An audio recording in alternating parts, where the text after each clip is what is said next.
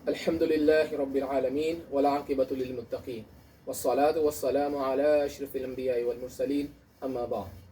قال الله تعالى في القرآن المجيد يا أيها النبي قل لأزواجك وبناتك ونساء المؤمنين صدق الله العظيم. محترم سامعین، ناظرین کرام، آج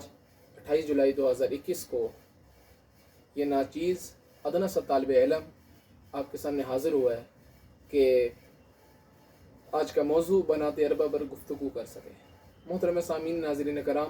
آج کا موضوع رکھنے کی نوبت اس لیے پیش آئی کہ کچھ جاہل لوگ اور ان کے متاثرین آج کے دور میں ایک فتنہ پھیلا رہے ہیں جس کا نام وہ یہ دیتے ہیں کہ نبی کریم صلی اللہ علیہ وآلہ وسلم کی حقیقی ایک ہی دختر تھی جسے حضرت فاطمہ طیبہ طاہرہ کہتے ہیں، اور وہ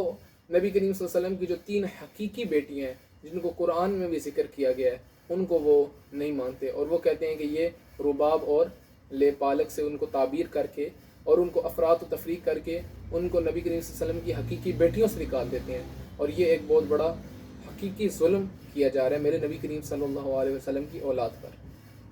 محترم سامعین، ناظرین کرام، اللہ نے قرآن مجید فرقان حمید میں سورۃ احزاب 21ویں پارے میں شروع میں ہی فرمایا ادعوہم لآبائہم هو اقسط عند اللہ، کہ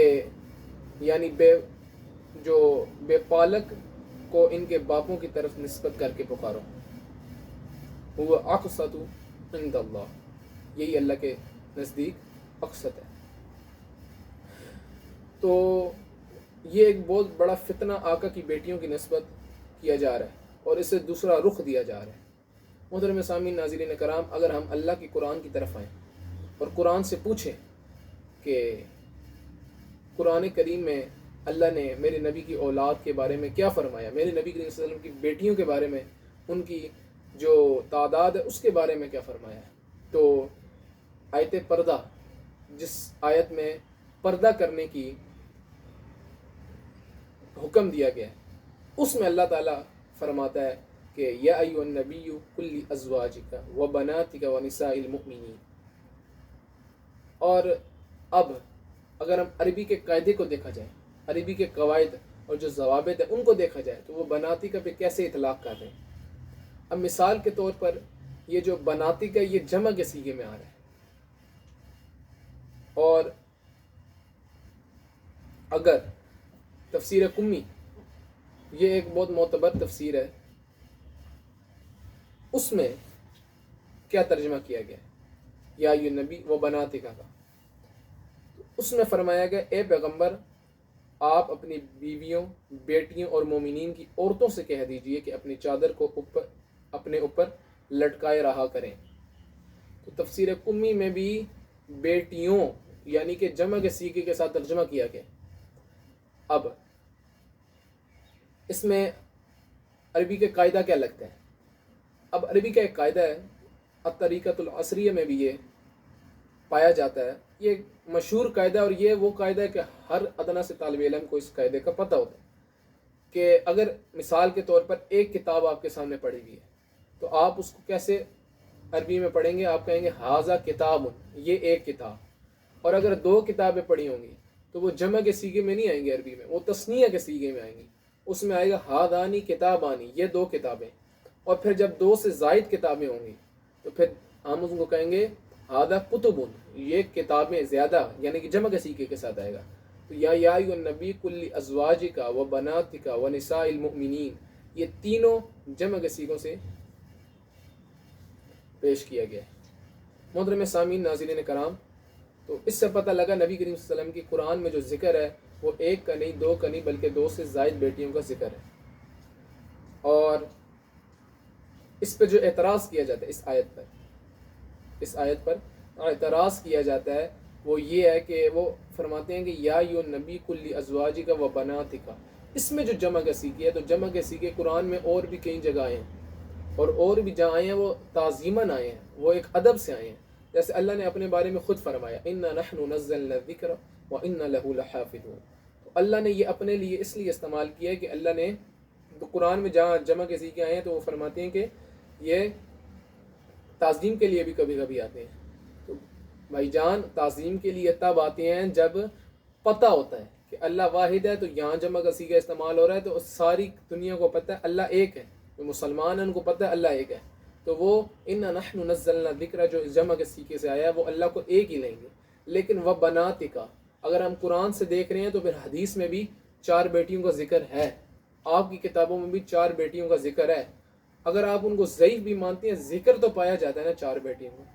تو جب ذکر پایا جا رہا ہے تو قرآن سے بناتکا سے آپ کو 4 بیٹیاں ہی لیں گے، آپ اس کو یہ نہیں کہیں گے کہ یہ حضرت فاطمہ رضی اللہ تعالیٰ عنہ کی تعظیم کے لیے جمع کا صیغہ ہے۔ قرآن سے تو پتہ لگ گیا کہ نبی کریم صلی اللہ علیہ وسلم کی 4 بیٹیوں کا ذکر قرآن میں تو پایا جاتا ہے، لیکن کیا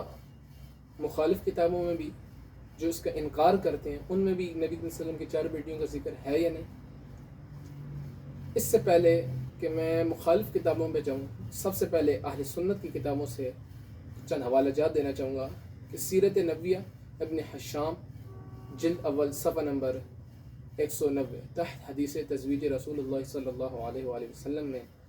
انہوں نے نبی کریم صلی اللہ علیہ وسلم کی 4 بیٹیوں کا ذکر کیا۔ اس کے بعد کتاب الثقات جو کہ ابن حبان کی ہے، اس کی جلد اول صفحہ نمبر 46 پر انہوں نے ذکر کیا کہ آپ صلی اللہ علیہ وسلم کی اولاد حضرت ابراہیم رضی اللہ کے بغیر حضرت خدیجۃ الکبریٰ سے پیدا ہوئی،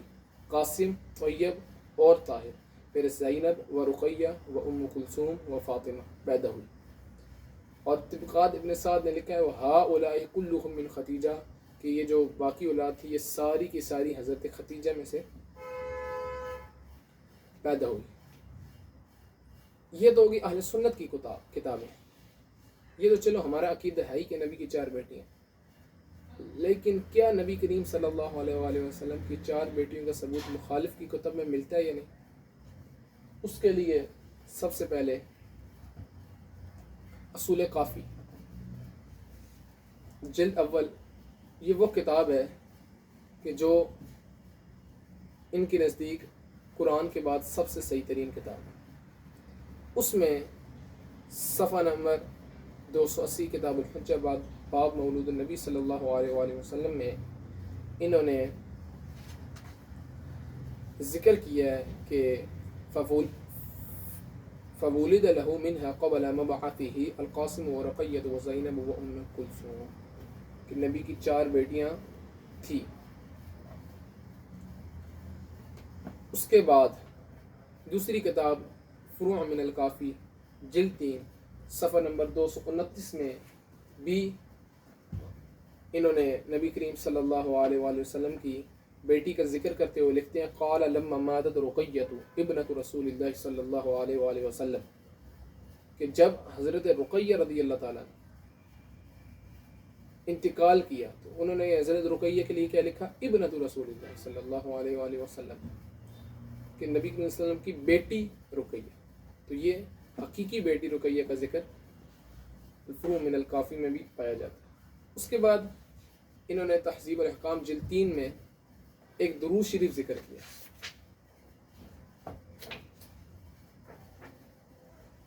تو اس درود شریف میں الفاظ موجود ہیں کہ اللہم صلی علی القاسم و طاہر ابن نبیک، پھر لکھتے ہیں اللہم صلی علی رقیہ بنت نبیک۔ تو اس تہذیب الاحکام میں بھی نبی کریم صلی اللہ علیہ وسلم کی حقیقی بیٹیوں کا ذکر موجود ہے۔ اس کے بعد الاستبصار، یہ بھی اصول اربع کی ایک کتاب ہے جس میں انہوں نے نبی کریم صلی اللہ علیہ وآلہ وسلم کی بیٹیوں کا ذکر کیا ہے۔ اس کے صفحہ نمبر 481 پر لکھتے ہیں کہ وَإِنَّ زَيْنَبَ بِنْتِ النَّبِيِّ صلی اللہ علیہ وآلہ وسلم توفیت،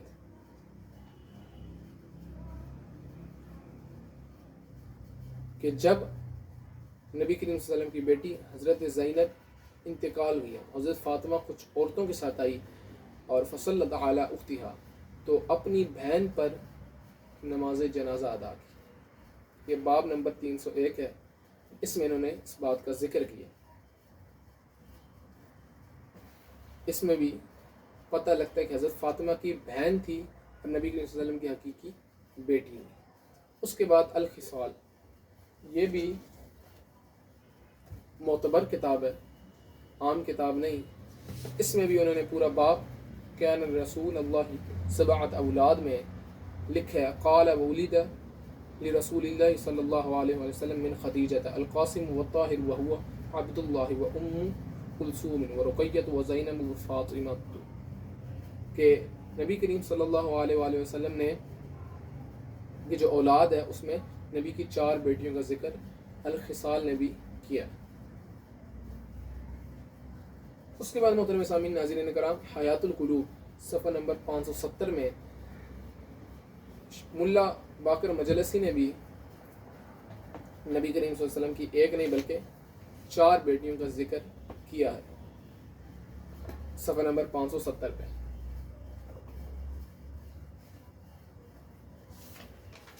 ساتویں کتاب الامالی صفحہ نمبر 336 پر بھی شیخ صدوق نے نبی کریم صلی اللہ علیہ وآلہ وسلم کی ایک نہیں 2 نہیں بلکہ 4 بیٹیوں کا ذکر کیا۔ اس کے بعد شیخ مفید نے الارشاد صفحہ نمبر 45 پہ کچھ اس طرح ذکر کیا کہ مولا علی رضی اللہ تعالیٰ عنہ وجمع بناتہ ونساء اہلہ وازواجہ،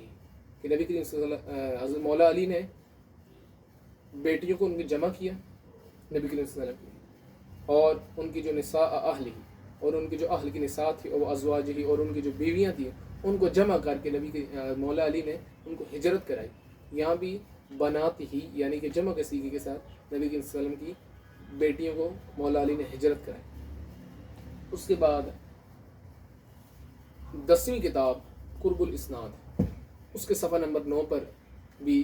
نبی کریم صلی اللہ علیہ وآلہ وسلم کی ایک نہیں بلکہ 4 بیٹیوں کا ذکر پایا جاتا ہے۔ وہ فرماتے ہیں کہ جو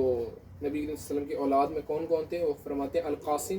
والطاہر وام کلثوم ورقیۃ وفاطمہ وزینب۔ نبی کریم صلی اللہ علیہ وسلم کی 4 بیٹیوں کا، حقیقی بیٹیوں کا ذکر اس میں پایا جاتا ہے۔ اس کے بعد شیخ عباس قمی اپنی مشہور کتاب صفحہ نمبر 130 پر لکھتے ہیں کہ نبی کریم صلی اللہ علیہ وآلہ وسلم کی ایک نہیں بلکہ ایک سے زائد 4 بیٹیاں تھیں۔ ایسی مناقب آل ابن ابی طالب میں ابن شہرشوب بھی نبی کریم صلی اللہ علیہ وسلم کی 4 بیٹیوں کا ذکر کرتے ہیں، اور جو ابن شہرشوب نے ذکر کیا ہے وہ کسی حدیث کے تحت نہیں کیا بلکہ انہوں نے فرمایا کہ یہ اولاد ہے نبی کریم صلی اللہ علیہ وسلم کی، ان کا انکار نہیں کیا جا سکتا۔ تو اگر تو آپ باقیوں کو نہیں مانتے، باقی ساری حدیثیں جو ہیں ان کو آپ کھا جاتے ہیں، ابن شہرشوب کی تو بات ماننی پڑے گی، کیونکہ انہوں نے کسی حدیث کے تحت نہیں کہا بلکہ انہوں نے کہا نبی کریم صلی اللہ علیہ وسلم کی 4 حقیقی بیٹیاں تھیں۔ تو جب نبی کریم صلی اللہ علیہ وسلم کی 4 بیٹیاں تھیں تو یا تو آپ کہیں کہ ابن شہرشوبی کا جو ذہنی توازن تھا وہ خدا نخواستہ تھوڑا گڑبڑ تھا، یا تو پھر اس کو مستند عالم مان کے اس